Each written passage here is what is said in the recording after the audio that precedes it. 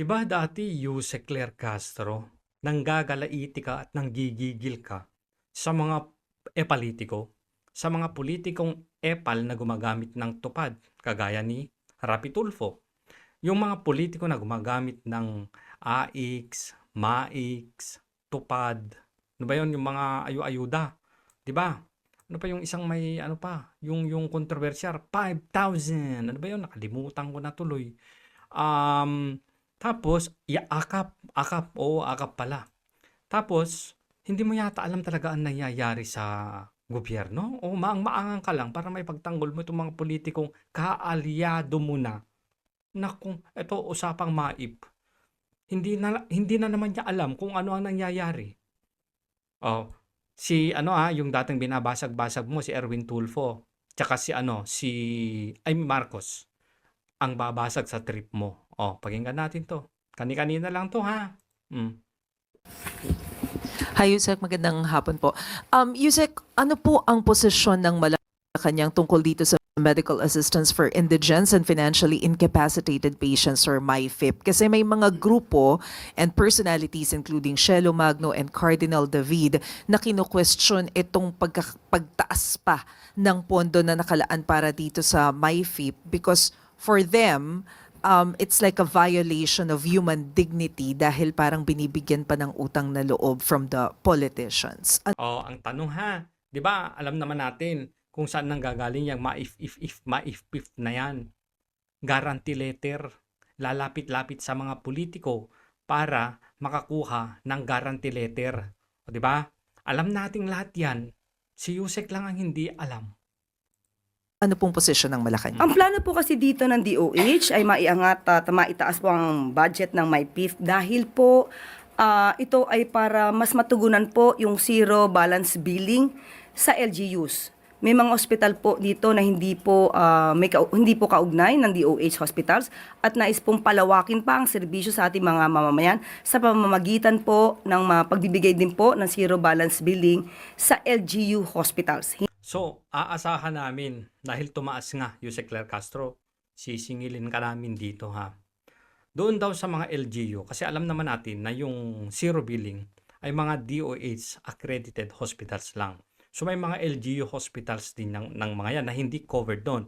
So ang sabi ni Yusek, ang gusto daw, ang layunin daw ng DOH kaya tinaasan itong pondo ng MAIF ay para mai-expand pa yung zero billing sa mga hospitals including sa mga LGUs at hindi na lang doon ngayon sa mga DOH accredited na hospitals. Sisingilin ka namin dyan, Yusek. Ikaw ang nagsabi niyan, ha?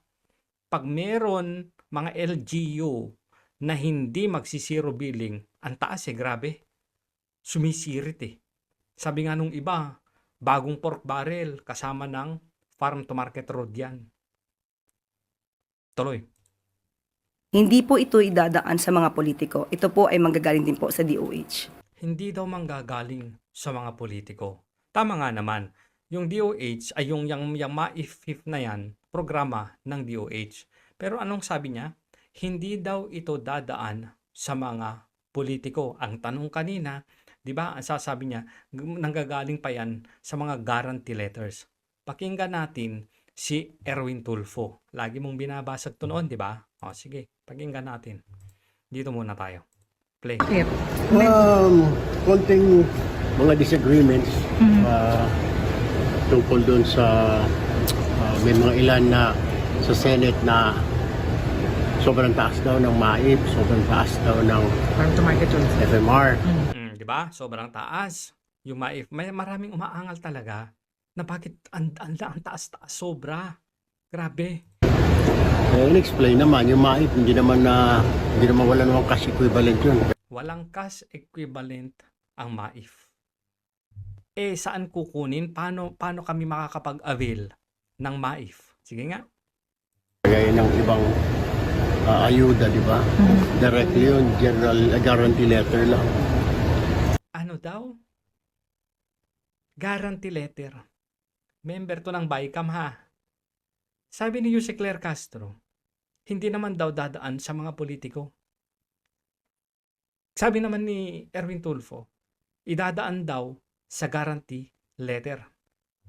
Sino ba ang nagbibigay ng guarantee letters? Kahit hindi natin i-play yung susunod na video natin, alam na natin kung saan nanggagaling. Hindi ba sa mga politiko? Pero i-play na pa rin natin para mabasag lalo itong si Claire Castro. Tandaan nyo sabi niya, hindi daw dadaan sa mga politiko. Bye, Cam. Senator Amy? Yes, maraming salamat Mr. Chair and Madam Chair. Wala naman sigurong tutol sa pangangailangan ng MAIP. Talagang kailangan na kailangan yon. Ang problema lang, sa totoo lang, ako, naaasiwa ako pag hinihingan ako ng GL, ng Oo, GL daw. GL. Anong GL? Guarantee letter. mahiwagang guarantee letter. Hindi karapat-dapat na ang Pilipino ay naninikluhod sa iba't ibang politiko para lamang magamot. Boom! Saan daw nananakip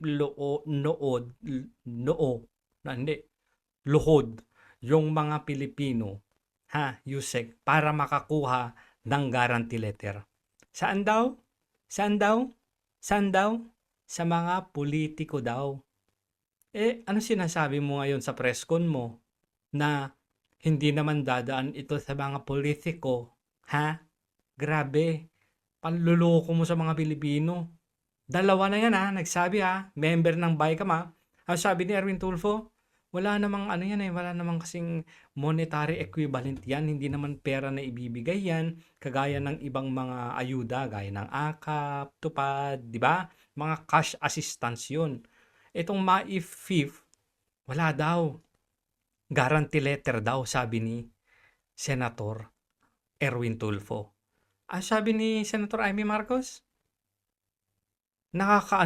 parang ba yun, nakakahiya, nandidiri na yung mga Pilipino ay mananakip luhod. Hirap naman nung Tagalog na yun. Sa mga politiko dahil sa mahiwagang guarantee letter.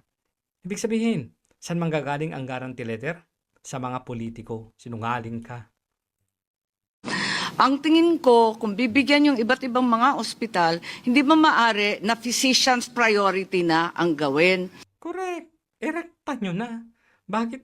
Huwag na tayo nakikialam doon. Wag na daw kayong makialam. Ibig sabihin, sila na mga politiko, wag nang makikialam. Tapos sabi dito ni Yusek Claire Castro, okay lang yan. Hindi naman yung dadaan sa mga politiko. Kundi yung mga doktor ang magsasabi kung sino talaga nangangailangan ng tulong, sino pinaka-urgent. Kontrabida po ako pero talagang awang-awa talaga ako sa ating mga kababayan na talagang pumipila pa sa atin at nagmamakaawa. Hindi po dapat yun. Narinig mo yon, Yusek Claire Castro. Narinig mo yon, Yusek Claire Castro. Uulitin ko. Sabi mo, hindi dadaan sa mga politiko. Sabi ni Erwin Tulfo, walang monetary value dahil idadaan sa guarantee letter. Saan daw nang gagaling ang guarantee letter? Sabi ni Senator Amy Marcos, sa mga politiko. Sinungaling ka talaga. Mag-aral ka kasi. Manood ka kasi dito. Sa halip kasi na mag-research ka, manood ka para alam mo kung ano yung mga pinagsasagot mo dyan at hindi mo nililito ang taong bayan, ginagawa mo, nagbablog. Ang ginagawa mo, nasa mga podcast para magpropaganda para sa mga Duterte. Nakakadiri ka talaga, Yusek.